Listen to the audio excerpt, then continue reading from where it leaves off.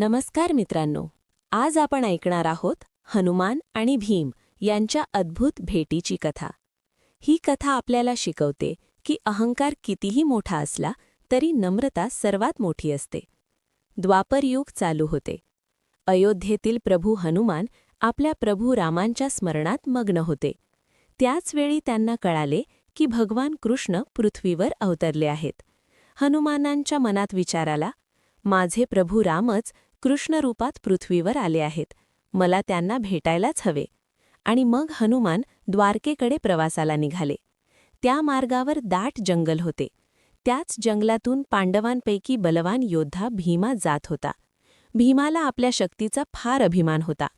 तेवढ्यात त्याला वाटेवर एक वृद्ध वानर झोपलेला दिसला, ज्याची शेपटी संपूर्ण रस्त्यावर पसरलेली होती. भीम रागाने म्हणाला, अरे वानरा, तुझी शेपटी बाजूला कर, मला पुढे जायचे आहे. तो वृद्ध वानर म्हणजेच हनुमान होते. ते शांतपणे म्हणाले, माझे शरीर खूप थकले आहे, तुला घाई असेल तर माझी शेपटी तूच बाजूला कर. भीमाला वाटले, हे तर अगदी सोपे काम आहे. भीमाने शेपटी उचलण्याचा प्रयत्न केला, पण ती शेपटी जरा देखील हलली नाही. त्याने पुन्हा पूर्ण ताकदीने प्रयत्न केला, तरीही शेपटी हललीच नाही. भीमाला आश्चर्य वाटले. त्याच्या कपाळावर घाम आला. भीम नम्रतेने म्हणाला, हे वानरराज, आपण नक्की कोण आहात? आपल्यात नक्कीच काही दिव्य शक्ती आहे.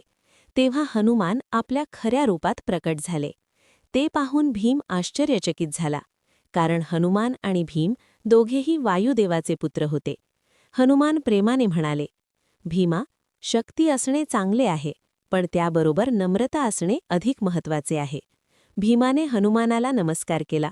हनुमानांनी त्याला महाभारत युद्धात विजयाचा आशीर्वाद दिला आणि सांगितले की ते अर्जुनाच्या रथाच्या ध्वजावर बसून पांडवांचे रक्षण करतील. मित्रांनो, या कथेचा संदेश खूप सुंदर आहे. अभिमान माणसाला लहान बनवतो, पण नम्रता माणसाला महान बनवते.